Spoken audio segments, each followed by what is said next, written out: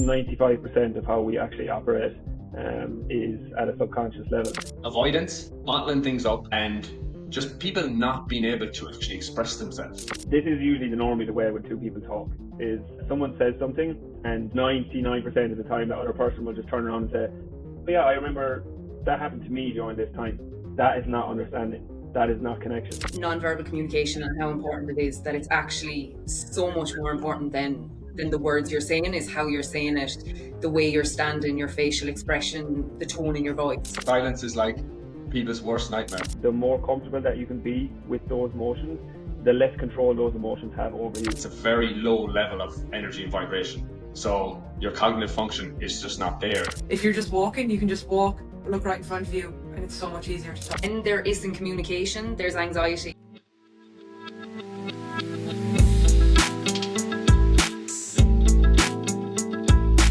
Hey there, and welcome to the Future Fitness Lifestyle. If you're passionate about staying fit, healthy, and mentally sharp, you're in the right place. I'm your host, Matt Cooney, and each week we dive into the latest trends, expert insights, and actionable tips to help you take your fitness, nutrition, and mental well-being to the next level. Ready to level up your health and fitness? Let's jump in and get started. Hey everyone, welcome back to another episode of the Future Fitness Lifestyle Podcast. I hope you're all well. And this week is a continuation of last week. I think I underestimated how much we can talk about communication, connection, isolation. And it feels weird. Tommy, I feel like I haven't seen you in a month. And I feel like we haven't done this podcast in ages either, even though it's only been a week. And we were in Marbella having our retreat, which I was thinking of the last episode talking about connection, and then getting all of us together in one villa really just showed, I think, exactly what we spoke about on the last episode. Is like when you get like-minded people who essentially a lot of them didn't even know each other, into a villa with sun, with 4 days, the connection that happens is pretty incredible. Would you think, Sharon, Rowe, Eve? Obviously, you were there. Yeah, absolutely. It was such a great few days. Yeah, absolutely amazing. Planning the next one already. Yeah, and I was seeing everyone connect, all the different people that, like you said, didn't know each other, coming together and just like getting on so well, which was so nice.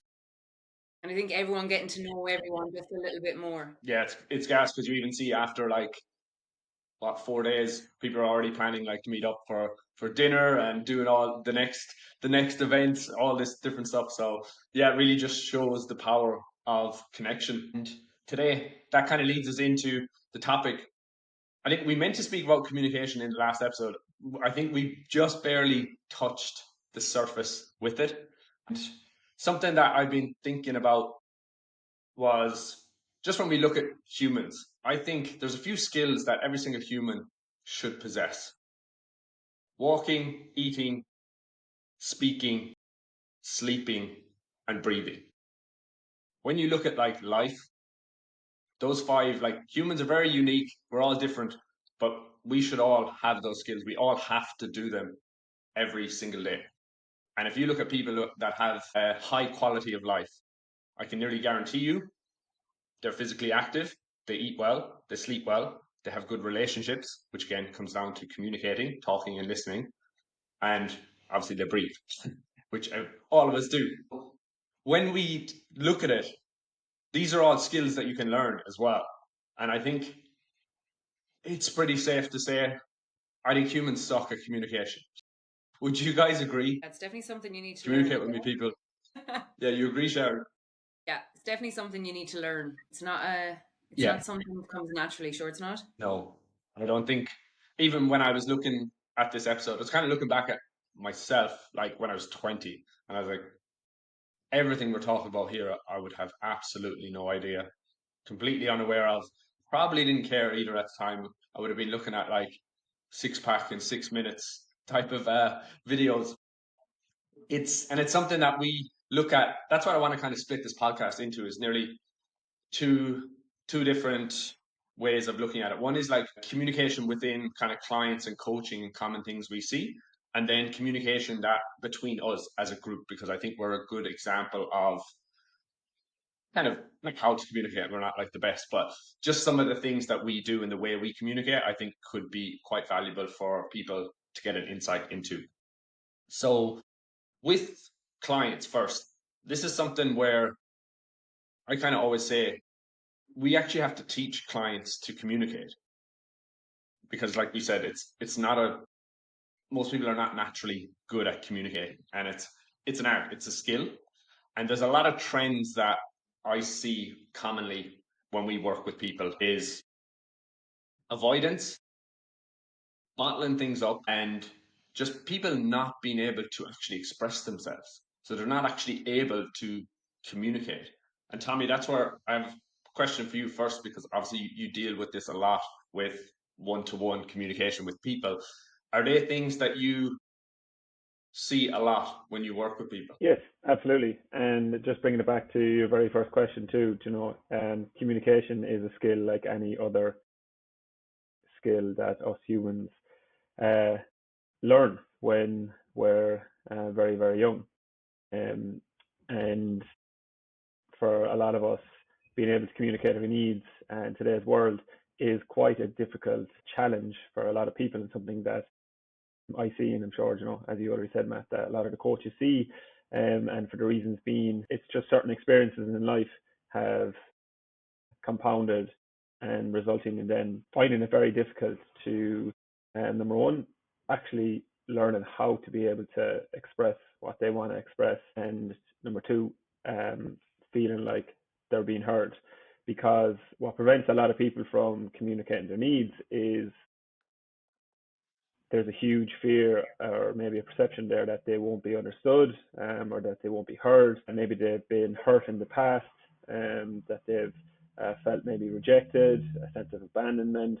And there's a huge amount of factors that can really influence a person in how they function in relation to communication. You would think it would be something quite easy to be able to communicate to another person, to be able to speak to another person, but unfortunately, as I said, for a lot of us, we haven't been given a space or a time to be able to safely communicate how we feel in a safe environment. And that's why what we do, and why I love what I do, is to be able to give people that very safe space to be able to step into that zone where they can feel comfortable about sharing their emotions, their thoughts, their feelings, all within a very safe space. Because when you create that safe space, it essentially opens the door for someone to be able to walk through, and to be able to take that step to learning how to share how they feel and how they think. Tommy, do you think that's subconscious for people? Totally. A lot of our behaviors is at a subconscious level. I think it's 95% of how we actually operate is at a subconscious level. 5% of our conscious mind is actually only controlling our behaviors. And so if you can imagine, that's a hell of a lot of built up experiences going on at an unconscious level. And like I said, for a lot of people, it is that fear of maybe being rejected or not being heard, that creates that avoidance or either that anxiousness to actually being able to speak.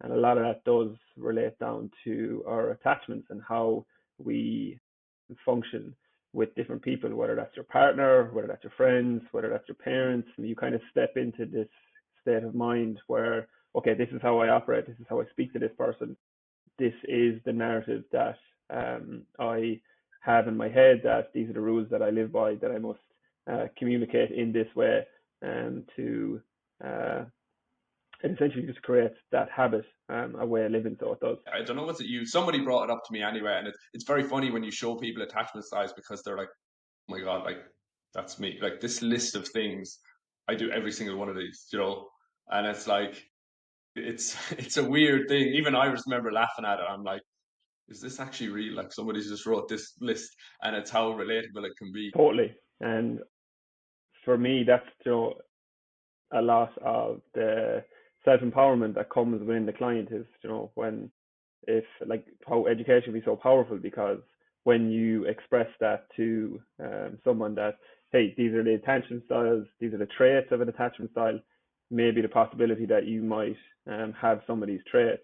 When someone hears that, then it's like connection for them. It's like, oh, that makes so much sense. This is actually why maybe I'm acting in this way, and this is why I behave in this way. And then essentially you can create the door then to be able to change, because you have the understanding of why you maybe don't speak when you want to speak, because that's something that prevents a lot of people is when they're in scenarios is someone might ask them a question, they may feel like they want to say something, but they'll say something else. And then afterwards they get caught up in their heads being like, I didn't want to say that. Why didn't I say something? And that's all down to their attachment system. And it's I think happening every at a single very person here fast pace can of vouch for how that in we situation. operate. But it's in those moments of where you can actually have that understanding of like, that's where you get the understanding is like, oh yeah, I didn't do this because this is my attachment style. Right, okay. So now I have a choice to make the next time it happens. Is like, okay, this is why this is happening. Okay, well, I want to change this. So now I need to make a new decision. And essentially that's where the evolution comes. Again, I always say it's very difficult. It's not easy, but if you're willing to change and wanting to change, that is the process that you have to go through. I think everybody here can say in school or in like somewhere, so something where you wanted to say something, you don't say it afterwards. You're like, why didn't I ask that question? Or even you give an answer, you're like, why didn't I give the actual answer I wanted to give after it? Can we all, has that happened to everyone here? Yes. Or you have an argument and then you leave and you're like, oh, I could have finished it like this way. It would have been so much better. And then you recreate the argument Yeah, again in your head. works out better. I do that Tommy, how before important do you arguments think it sometimes. is like, for Go sorry, ahead, I thought Matt Sharon. was going to talk. How important do you think it is, like when you're working with clients, giving them that space and that acceptance and that maybe listening to them and that support that they don't have? Because it is a really important part of the coaching, is the mindset part. Great question, Sharon. And it's absolutely, I think, detrimental to any change. And I'm going to say something, and I guarantee you that every single one of us here will agree to it. This is usually normally the way when two people talk, is someone says something, like they'll tell you about experience they had, and 99% of the time that other person will just turn around and say, oh, yeah, I remember that happened to me during this time. And that in itself is like, it's almost like a slap in the face. It's like, I've just told you something about myself and you just went and just taken it away from me and made it about you. Again, we're not very aware of these things, but that's why like mindset work, therapy work is so important, because that person is essentially just sitting there actually giving you space to express yourself. And the other person sitting in the chair doesn't actually make it about them. It's all about you. This is your time. This is your space to speak about yourself. And because that essentially, when someone does that, someone shares something to you, and then you tell them about your experience, that is not understanding. That is not connection. You're actually creating the opposite, so you are. That then creates a barrier for that person to be able to go and maybe express something again the next time, because it's like, well, I've said this to you, I've opened up to you. I've been vulnerable with you. And essentially all that you've done is just told me about your experience. So you've taken away everything that I wanted to do, and it essentially makes it harder for you then to go and express that again. And so just bringing it back to your question, totally, that is one of the biggest powerful things about mindset work and therapy, is actually giving someone space and time to express themselves, and to allow them that time and space to be heard. I think as well, often though, when people are maybe answering back and relating it back to them, that could be like a comfort thing, like they don't know what to say, so they have to say something. Yeah, I was going to say that it's almost like showing that like you can relate in a sense, or that Yeah. you understand what they've gone through. But I was going to even ask Tommy, like, what would be a good tip or a piece of advice for somebody when somebody does come to you with a story, and instead of trying to relate, like, how would you go about making them feel heard a little bit better? Always the first thing to do is the opposite to what I just said. Acknowledge what they've just said to you. That must have been very difficult for you to have went through, and then ask them, then explore that with them. It's like, okay, how did that make you feel? Maybe like break it down, go into the story a bit more, because sometimes stories can be muddled up. As I always say to clients, is like we have this big jigsaw inside in our head and we're trying to make sense of it all. And sometimes stories can get very confused. So first, like I said, just acknowledge how they're feeling. Oh, that, like I said, that must have been very, very tough for you. Check in with them. How are you feeling now after expressing that? Because when someone expresses someone and they're heard, it can feel very good. But it also, you never know, it might be very overwhelming for that person too. And then essentially just talk to them about the story, ask them more, find out about more of the story of what they said, and then essentially that opens up a door then to explore whatever it is that that person is going through. Yeah. I think as Because well that's it actually comes what back I to learned. You go, Shar. sorry, Matt, cutting over you again. I think that comes back to like what we were saying as well in the last podcast. It's like, are you looking for a solution, or are you looking for advice, or are you looking for space? You know, when you're telling me that someone mightn't want advice, they mightn't want a solution, they just actually need space and someone to listen. Me and Eva were watching Love is Blind, I think, last night or the night before, and that's what we were like. Look, they were fighting. They were like, do they actually need comfort or do they need a solution? She just wants comfort. She doesn't want a solution. But Tommy, what you were saying was really important. And I actually learned this through someone. But it's like what you said there. It's like a simple tip is like acknowledge, ask a question. So when someone says something, you acknowledge it. And if you can literally repeat it or summarize what they said, that gives the other person straight away, they're like, he heard me.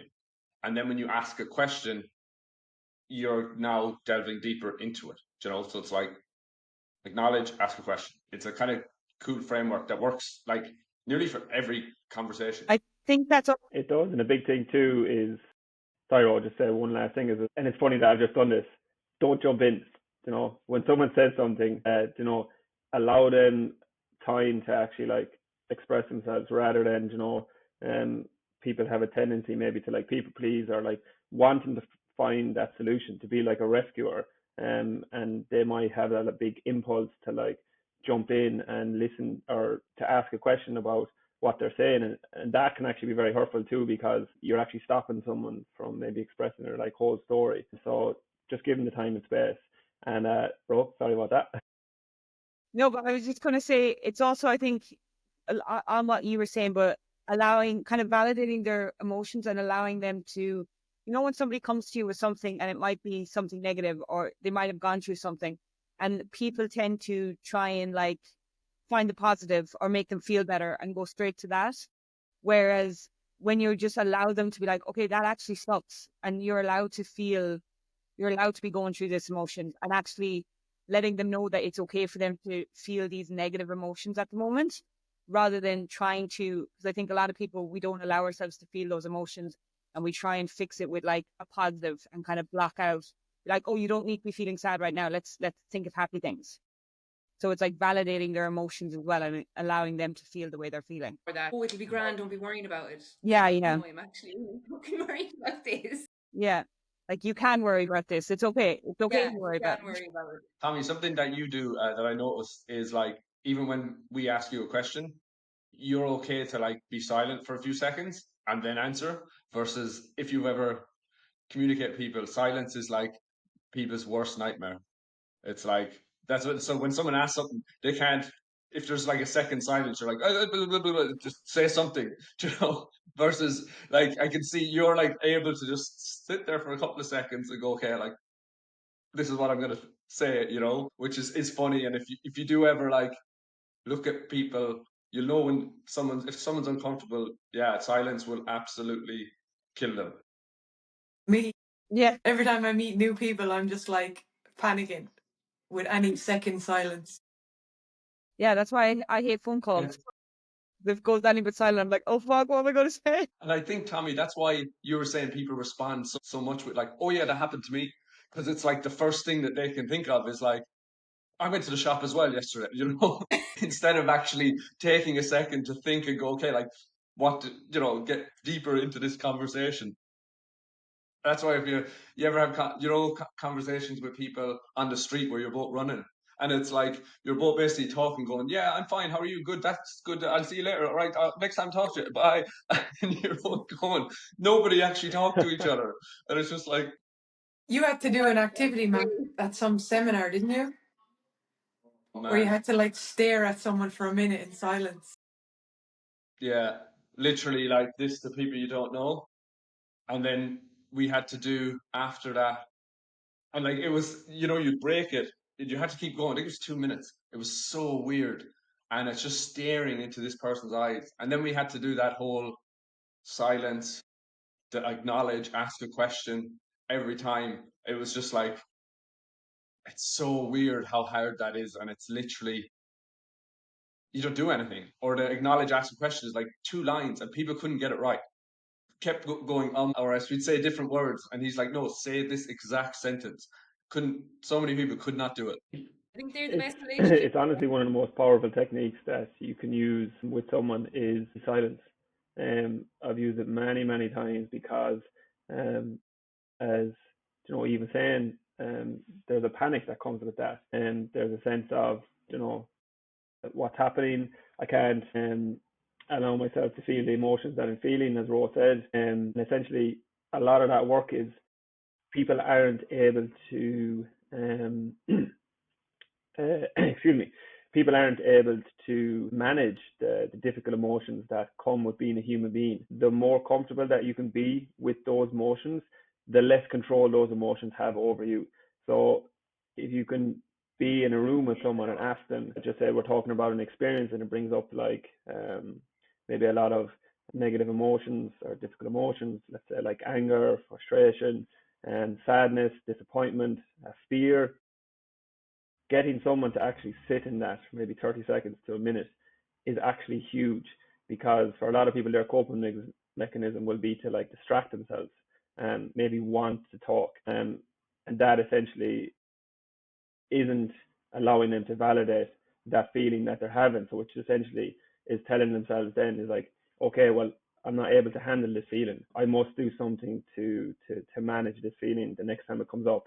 And for a lot of people, unfortunately, as we all know, that could be emotional eating turned to food, because essentially we're not able to deal with the feelings that we have. And I think body language is really interesting in this situation as well. Tommy, we've talked about this before, and it's like if you ever ask somebody an uncomfortable question, like even now, if I asked you an uncomfortable question, you would likely do these weird things with your body, touch your hair or move, it's actually so. I think someone was saying in communication, Tommy, is this right? Is like body language is like 55% of the way we communicate. I think Tone it's is 80, is it? what? It's Is it high. 80? Yeah. Yeah, is Yeah, it I like think body language, tone, and Sharon then said, yeah. actually what you say, the words? The words is Non-verbal like 10% or communication. something. Yeah. And it's mental. And even I remember a talk, someone's giving a talk, even the way you stand, your posture, you actually give off a different hormonal response in your body. So like being chest up, proud, I think you like release like more testosterone versus somebody who is like shoulders shrunk, head down, kind of scared, anxious. I think you actually release like more cortisol or stress hormone just by the way you stand. Even your feet positions. If your feet are like pointed out, apparently it's like it's more welcoming and more comforting for somebody to come and talk to you. Whereas if your feet are kind of pointed in, it puts up this barrier. It's so funny. I was listening to a podcast on that recently enough. So that explains why I'm like a penguin. That would be welcoming, wouldn't it? Yeah. When I used to Sharon, work, actually, question. sorry, I was just You going to go. say when I worked, I would have worked with people with dementia, and we actually did a whole 2-day course on nonverbal communication and how important it is. That it's actually so much more important than the words you're saying, is how you're saying it, the way you're standing, your facial expression, the tone in your voice. It's something I would have never thought of or understood.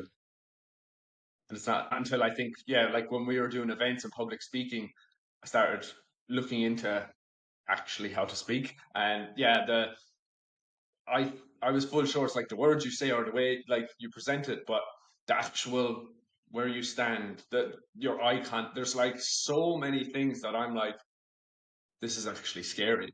And it's like a lot of the naturally good speakers, they do all these without meaning to, versus like a lot of us, and that's why most of us, again, when we speak, we mumble, we head down, all these different things. But people who can speak and who have that energy, you see it, they naturally just flow and they give off this tone, you know.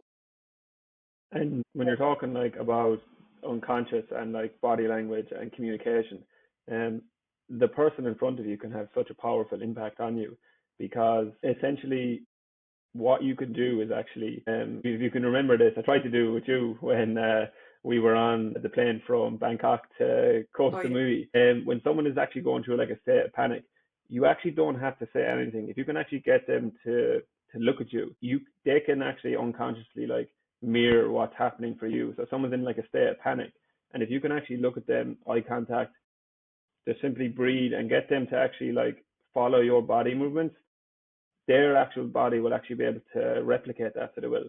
And that's why, if you're in a room with someone and you're talking to someone and someone's, let's say, anxious or very uneasy, you don't actually have to say anything.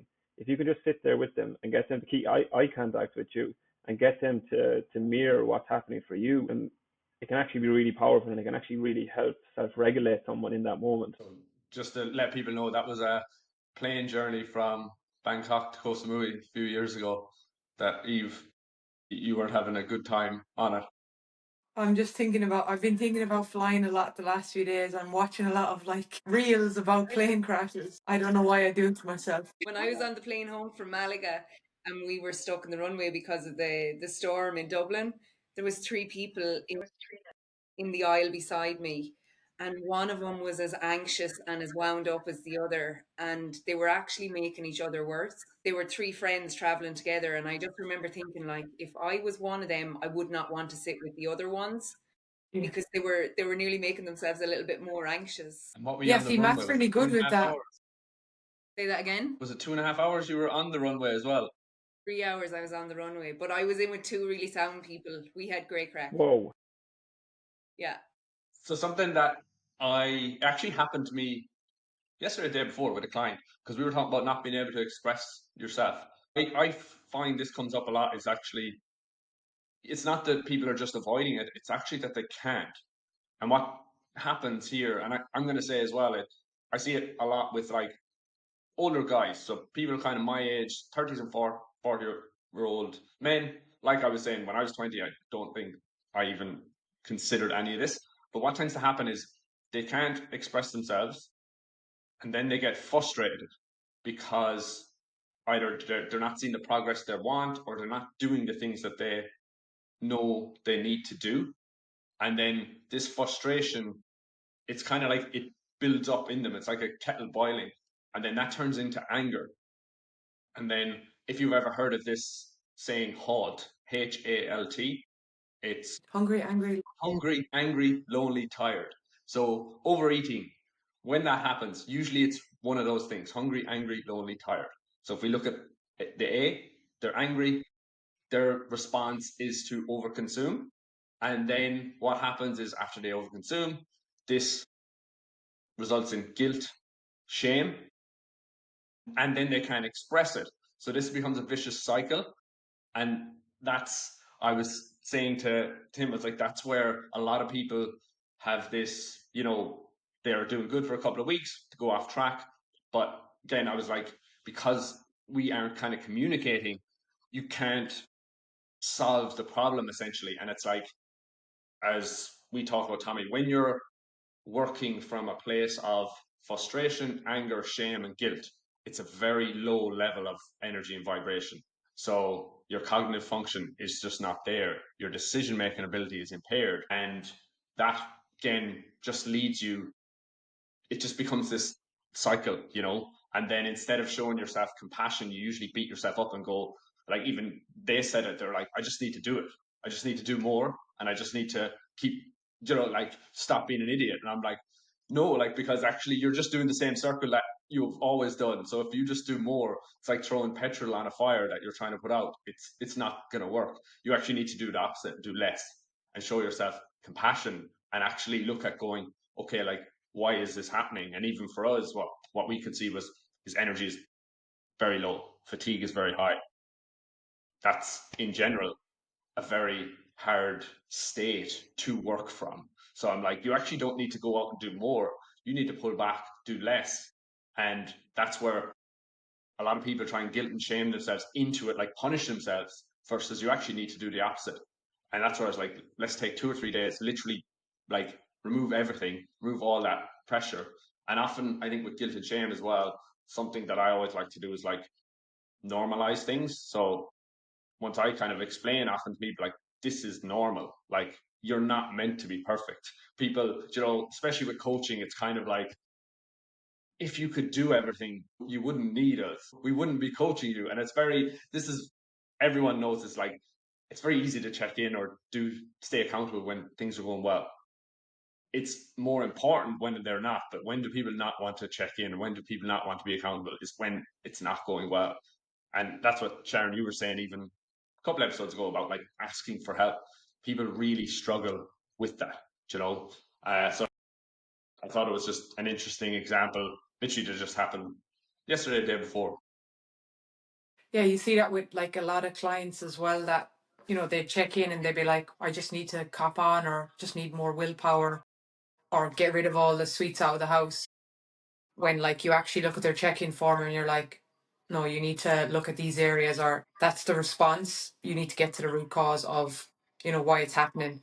And it's not a case of willpower or just working harder. It's actually a case of looking at what's going wrong, what's the issue, and like how you can improve it. I think it's that, like what you were saying there, is like rewiring and reframing as well the conversations. Because you think about it, the older generations, they were silent, or they didn't even talk, and we've learned communication from our parents and from people above us. But something there you were saying, Sharon, about like asking for help. I was listening to a podcast, and it was a guy on it, and he was saying how him and his wife have now, instead of looking at asking for help as this like scary thing to do, they've made it sexy. So anytime like the wife asks him for help, he finds it like sexy now. And so they're trying to change this narrative so that they actually enjoy asking each other for help rather than fearing it and staying silent. So it's kind of just changing the narrative of the story we have around these certain feelings and these certain actions. Eve, are I'm you just smiling because you're going to ask me to do the dishes or do the washing or something? I I knew it. didn't have Is at that what you're least thinking? to watch the dishes. It was a little bit more deeper than that, but that's where Sexy wash you can basket. open up a bit more. sexy wash basket. Sexy laundry. It won't work. This is also, yeah, like what you were saying, something that I think is something I see a lot with coaches as well, is like when clients aren't communicating, like you'll see this sometimes on social media, and it's like I'm torn with this one. Is like sometimes coaches, I don't know, have you seen it where they kind of like put their clients on blast for like not communicating or not checking in or ghosting them. And one part of me understands, because it is quite frustrating and it is very, it's hard. Like it is a hard thing. But the other part of me is like, I always say, put yourself in the other person's shoes and look at, okay, why are they not communicating? Why? And like, I think, Tommy, you said it already on this podcast. Is like, I think coaches take it personally, and it's an attack on them. It's like, this is my time. You're disrespecting me. But it's more often than not, it's the actual other person, whatever is going on for them, that's stopping them from reaching out.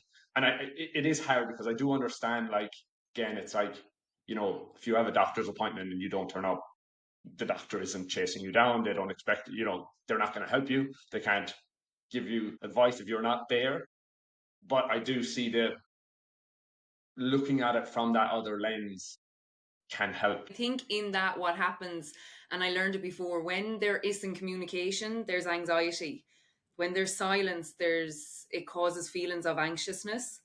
And like a lot of anxiety and anxiousness in adults comes from silence when they were younger, and things not being expressed, not being communicated. So like what can often happen, and like you see with those coaches, like blasting clients or being like, they ghosted me, or stop ghosting and communicate. And like, it's very difficult for people to do that, maybe when they're struggling, but also they're like nearly hardening to it instead of softening to be like, okay, what's going on for this person that they can't reach out or they can't communicate?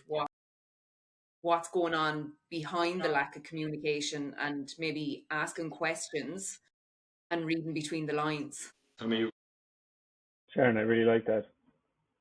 Yeah, just Sharon, I really like that bit about anxiety, and that silence in the past. That's actually really interesting. So it is. I'm just going to touch on an emotion, Matt, that you mentioned. It's probably the most complex emotion that human beings experience, and it's shame.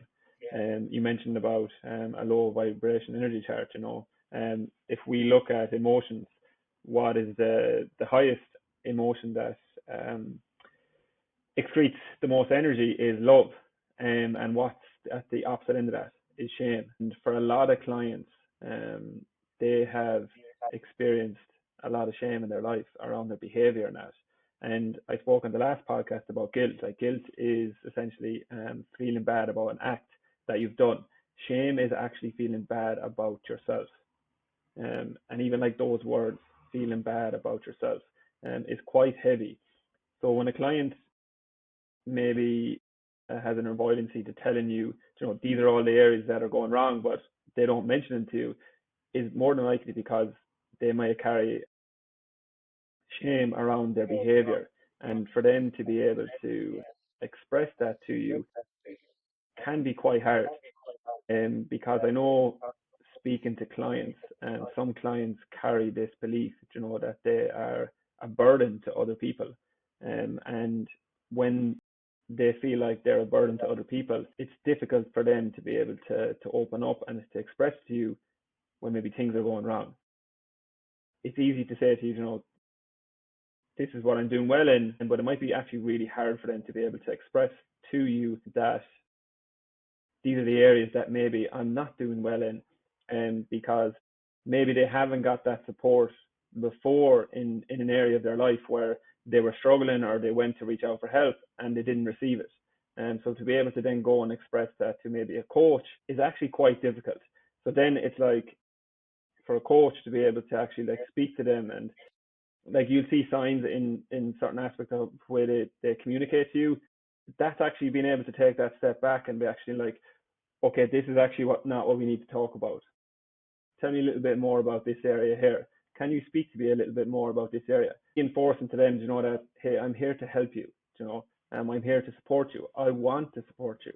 And I think that's one of the biggest factors of MC Future Fitness, is the community aspect of the support, where we do create that space for people to be able to be vulnerable, and to, if they're feeling a sense of shame, and to actually be able to step in to express that.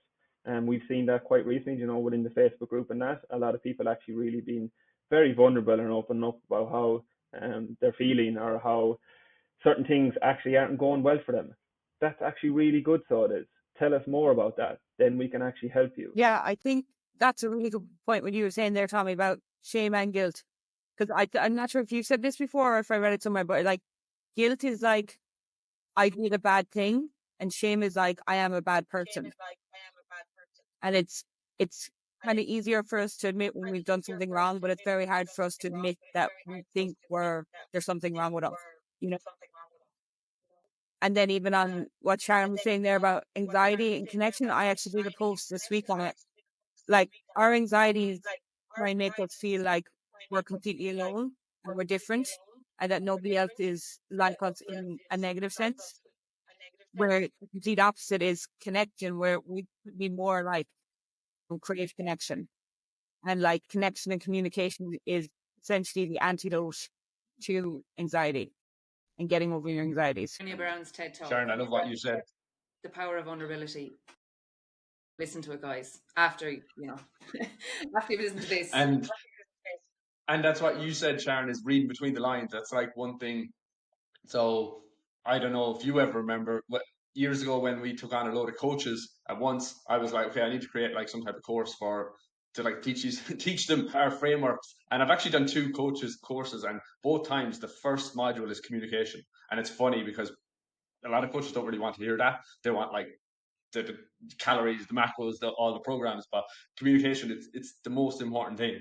And that's where something I always say is you need to read between the lines. So people will not tell you exactly what's going on, and they will, like you were saying, Tommy, is like that's where often you'll have to ask other questions, or I can often, it's like being an investigator. You see in their check-in, like Eve, you often mention this as well. They might like glimmer over something, and you're like, hey, what about this thing here? Or it's like, you have to look in between, because often it's like it's not the things they say, it's the things they're not saying.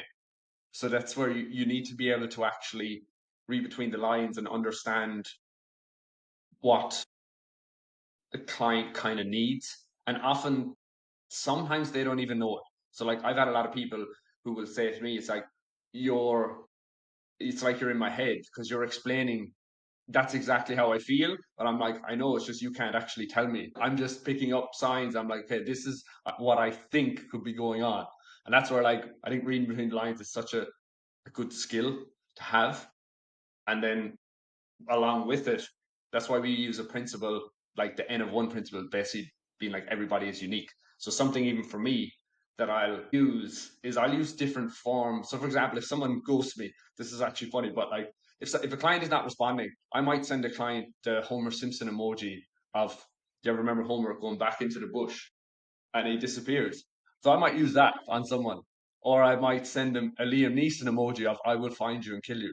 Like that, But then on the flip side, I might send someone a voice note of real deep going like, like into emotions, problems, and maybe things that I think they might be going through. So like that's the same thing is happening. They're not communicating, but the response is like completely, it's Homer Simpson versus like, like deep shit. So that's where I think there's so much power in the right form of communication. This is our silence game now. Tommy, we all got good at it. I was waiting to see who was going to get the most uncomfortable. Break the silence. You lose, Matt. Break the silence. I just took a drink. Eve, I was like, I'm going to ask you the next question. I'm putting you on the spot. So, yeah, what's kind of a common thing you find with communication with clients is kind of a problem or difficulty? You asked me. Yes. Okay. You're in the I hot seat. think like the clients that are maybe like afraid to like ask for help or reach out, if there's like a little lack of communication there, it can be really hard to help.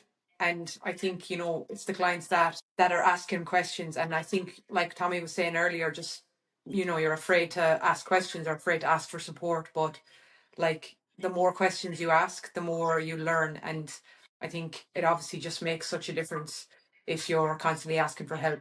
And I know often like clients might say that, oh, I'm sorry for annoying you, or sorry to bother you, or sorry for all the questions. But I'm like, no, keep giving, the more questions, the better. And like, I notice that with clients as well, as the ones that are constantly asking me questions, even if it might seem like a silly thing or a small thing to them, but when they're asking me questions, I know that, they're learning and they're getting better. And yeah, I definitely think that just makes such a huge difference. Yeah.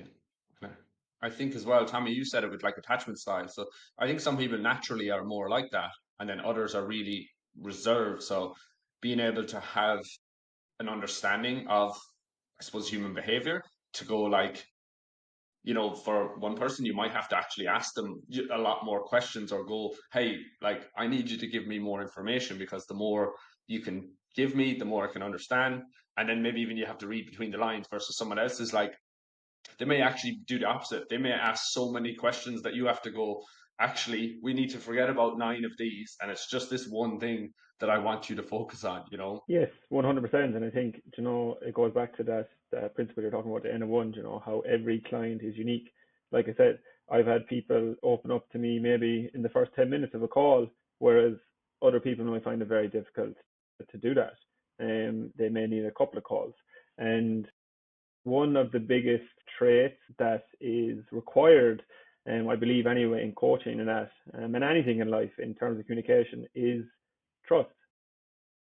Having that building block of trust between the coach and the client, it creates a space for people to communicate. I trust you, saying those words. I trust you with being able to take care of me. I trust you with what I'm about to say to you, and that you're going to listen to me. You're going to be able to help me, to support me for whatever it is that I'm going through. And I think that's something that we're all very proud of in here, is that we have that trust, with our clients from, I would say, a very early stage, because our motives within here are is to help people, and that is it at the end of the day, that we want to be able to change people's lives, and that is the biggest motivating factor for us all in here, is to be able to help and to guide and to essentially change people's lives. And I think that's something that we can all be very proud of, is that we've created that level of trust within the community itself. So we have. Yeah. And I think that's a good way to move into trust, talking about kind of our relationship as a team, because that is a huge kind of thing, is trust. And that's between, I think that's something that we all have, in our dynamic, because we're all friends as well. So there's that personal, professional, some of us are related. So, and that's not me and Tommy, by the way. Everyone thinks we're related, but we're not. Like Roche and Eve are related. So that's where I think, Tommy, you said trust. One of the things that I think that you've brought to this dynamic since you've come in is that, like, trust and, I suppose, open and honesty between, and being able to express your needs, and I still remember your first interview when you were coming on board, and we came into a call, and I was like kind of prepped or whatever, and then you were like, first you started talking first. You're like, first, why am I here? Why am I coming on board? What value am I? And I was like, huh?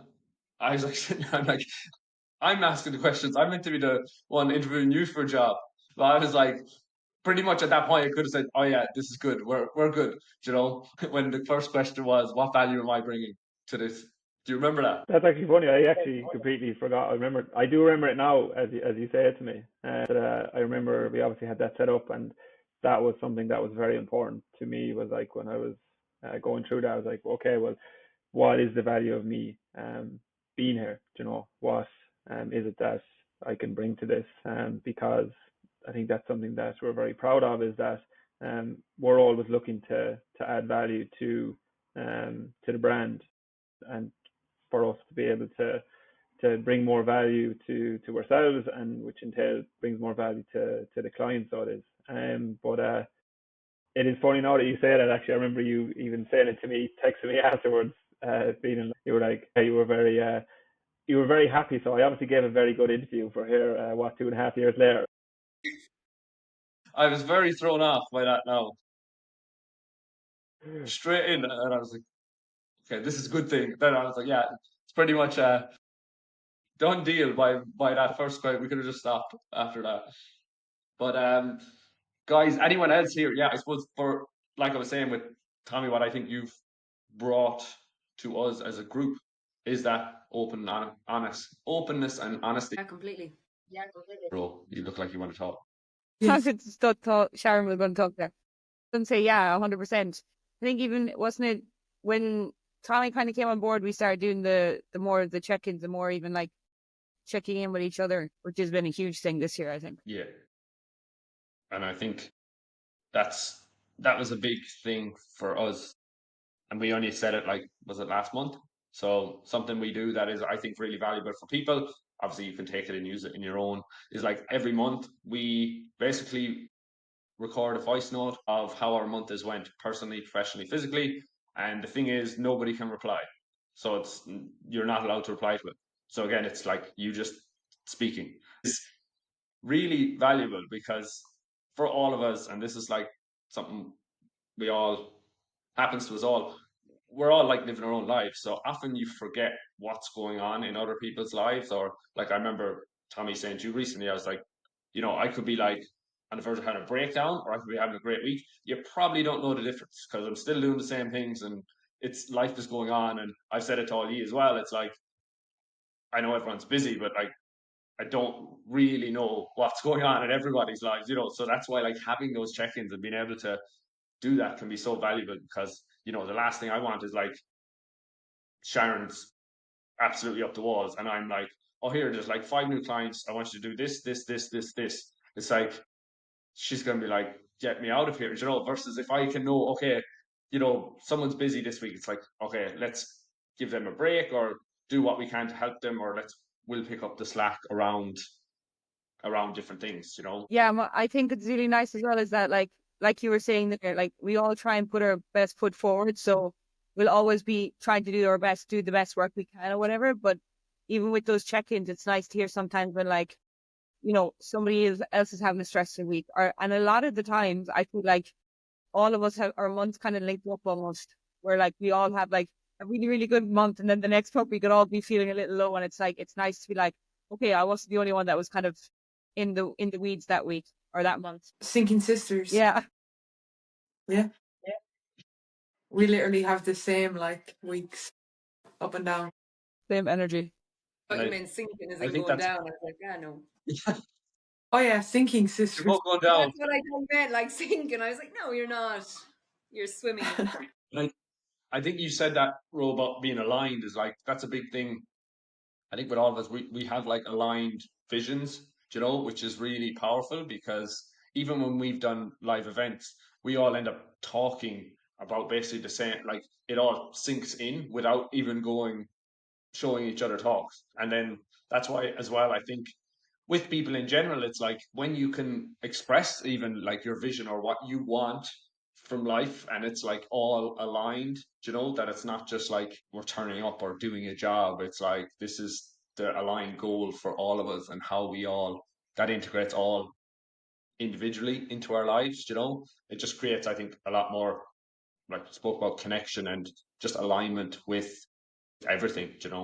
And it's important for us all to know to be aware of what is happening in our lives. Like Matt and Eve, you're always on the move, and you're either somewhere or in a different country.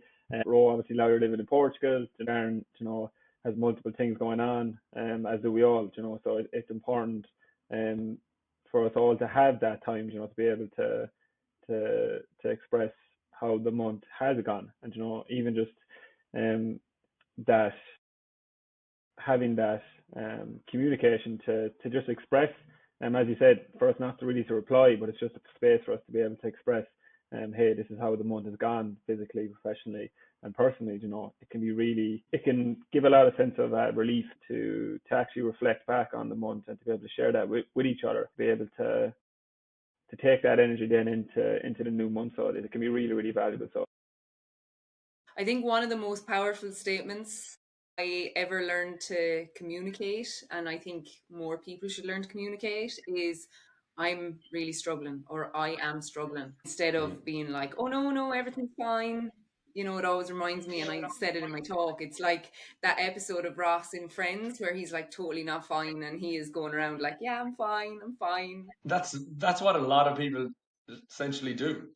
And that comes back to not being able to express yourself. A lot of people are like, I'm grand, and it's like, you're going through a divorce, your house was on fire, you've only one leg, but you're still fine. It's like people. That's just, I don't know. It's a nature in us. But I have a question for you, Sharon, actually, because obviously the first time you came on board with us compared to now, do you notice like a big difference in, I suppose, the way we all communicate and run things? Yeah, it's definitely way different. I'm a lot different as well.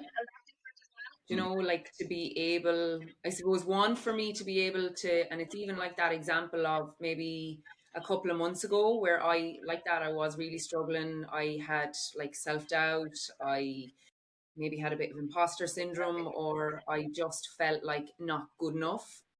And maybe in the past, and I chatted about this in my last talk, but in the past, that would have been my thought, and my behavior would have been like to go. Whereas, go, leave, like, and not communicated. Whereas this time around, and maybe in the past, that's what I could have done. And then this time around, it's like I was able to communicate how I was feeling. And not only was I able to communicate it, but it was met and it was heard. And I got reassurance. And, even again, I did say like that is something Tommy has brought to the team, like that kind of acceptance, that listening, that giving each other space and non-judgment of, I suppose, of ourselves and of each other for healthier communication. And I think I even had that one time last year. Remember, I called you for a meeting because I was like, I need help. Because I would have always before, like, I just do everything. So it's like, if something needs done, I'll do it. And then I just take everything on. Because I think we were running the event, photo shoot, and all this at once. And then it was actually when I was working with Kieran, he was like, why can't you, like, get people to help you? And I was like, I just do it. I'll do it. And then that's where I was like, and even when we had the meeting, you were all like, yeah, I want to help, and it was just a turning point for me versus before I would have been like, I'll just work, I'll just do it all. And again, I think Sharon said it's just healthier communication and things aren't getting bottled up then. And it's still not perfect though. All of us have had times as well where we again fall back into old ways, or you don't express how you're feeling, or you're letting you let things fester. But it's being able to kind of, and that's where those check-ins can be good. It's like having the awareness to catch yourself doing it and going, okay, I need to get this off my chest. Yeah. And it's funny, Matt. I like literally did that to you last night. I sent you a voice note, just um, I was only going to spend like 30 seconds about what I wanted to say to you and get into then the other voice note that I was replying to, and I ended up sending you like a 4 minute voice note of like how things were going, and essentially it was just at the end of it, I just remember saying to you, just being like, yeah, I don't know where those 4 minutes went, and it's not like I'm looking for like support or guidance in that. I was like, I think I just needed to share that with you, and I feel really good after it now. I was just thinking of that when I was just saying that last sentence. I was like, you literally it was just this morning that I listened to that. But see, it works. So does anyone have any finishing words or summary? I think we went through a lot in the hour. Ro, any key takeaways? Oh, I'm trying to think there. I just think in communication, I think the longer you spend in silence, the louder your anxieties get and the louder those voices get to tell you that, the time is, so a lot of time, even when you're like, oh, I've missed that opportunity, or it's too late now, it's too long, or I can't. And you kind of convince yourself not to bring up a situation. And then another thing is like, it's very hard for somebody to reach out and admit that they're not in a good place. But it's a lot easier for you to send a message and be like, how are you doing? And reach out and ask. So I think it's even like taking the opportunity to even make that first move sometimes. And you feel like it's gone quiet between you and a friend or even someone, like actually, instead of waiting for them to come to you, go to them and see how they're doing. I love the saying, your mind is for having ideas, not holding them. So whatever's on your mind, get it out. It's always going to be better out than in. The longer you don't communicate something, the more of a deal it becomes. And 9 times out of 10, it's not half as big a deal as we make it. It's actually the not communicating that is worse. So hopefully people can kind of take that from today. I sound like an old man. Hopefully people can take that from today as like understanding, one, that it's quite hard to communicate. Two is that it's a skill that we can all get better at, and three is just speak in whatever way it is. Just communicate. Just get better at it. Just express how you're feeling. The more you can do that, the more you can ask questions. The more you can listen to others. because I think you can learn a lot from even listening to you guys like on this. There's a lot of interesting points that came up for me that I was like, oh yeah, that's quite interesting, you know. So I think, and like understanding the benefit of doing that on your health, I think, you know, like having healthier relationships is going to come down to communication, the way you speak, the way you listen, the way you understand. And the more you can do that, the better you get at it. That's going to really help. And then, like we were saying with emotions like guilt, shame, again, the better you communicate, the more you're able to regulate your emotions, the more you're going to be able to make better decisions. Then when we look down the line, it's going to lead to a healthier, happier, fitter, stronger life. Can I add in one thing there, Matt, just kind of on that last piece you said? Yeah. Yep. Two really good things to get better at communication or getting things out of your head that are maybe causing you to be emotional is like journaling or writing, bringing yourself out of your emotion into your more rational mind, or going for a walk with someone and telling them what's bothering you, not maybe sitting across the table from them, because you'll tell them a lot more and you'll be far more open with them when you can't see their facial expression. Yeah, Sharon, I remember you said that before. It really stuck with me, and I was like, that's a game changer, because there's nothing more awkward than having a tough conversation and you're having to make like eye contact. And if you're just walking, you can just walk, look right in front of you, and it's so much easier to talk. Yeah. Or even like driving in the car. It's where me and Grace always have maybe our best conversations, because we're not looking at each other. We're sitting side by side. Tommy's like, no, stand in front of me and stare in me in the Stare into eyes. my eyes. Stare into my soul. Right, guys, I think that's good for today. Roisin had We still something to have. say. I just wanted Oh, to say sorry. there, kind of on what Sharon said, but even just, you can even voice note yourself on like WhatsApp and stuff if you feel like you can't talk to anybody. And sometimes, or even having someone that you can like we do every month, we all like word vomit for 10 minutes at the end of the month. And it's just so nice to get it off our chest.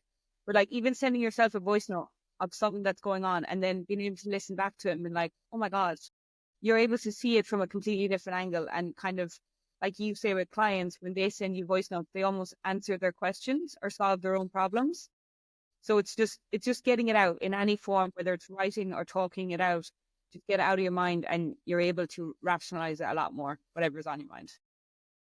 Yeah, and I think I actually saw something there recently where they got these people to just ring one person every week with no reason, and just like ring them and like, how are you? And the other person's kind of like, what's going on, or what do you want, or have you got something to tell me? But it was just like, oh, I'm just checking in to see how you're doing. And like the other person was just so thrilled and delighted, and being like, it took 2 minutes to do, but it made such a difference to that person. And like, it's such a simple thing to do, but like actually just checking in with someone, asking them how they are with no reason for contacting them. So everyone who's listening, that is your task now. Yeah. When this podcast stops in like 1 minute, is to go ring somebody randomly. Right, we have the finishing tradition and the God. random question. Everyone's scared after last week's Question one. is, how are you? It's actually not bad. If everyone here was a color, what color would each person be? Do we have to pick for each other or for ourselves?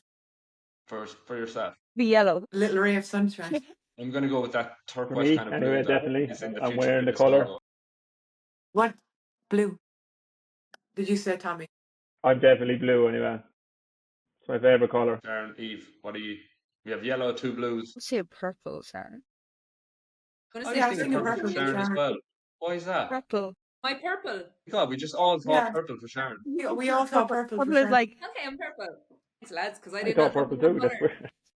That's so Sharon doesn't weird. get to make up her own mind. We need to look into the Alright. meanings of colours. Yeah, let's What are do you that. What Eve? color is Evie? I'm grey. Oh, you're I not just said great. purple. Blending you're like a into chocolate brown. Eve just wants to mesh into everything.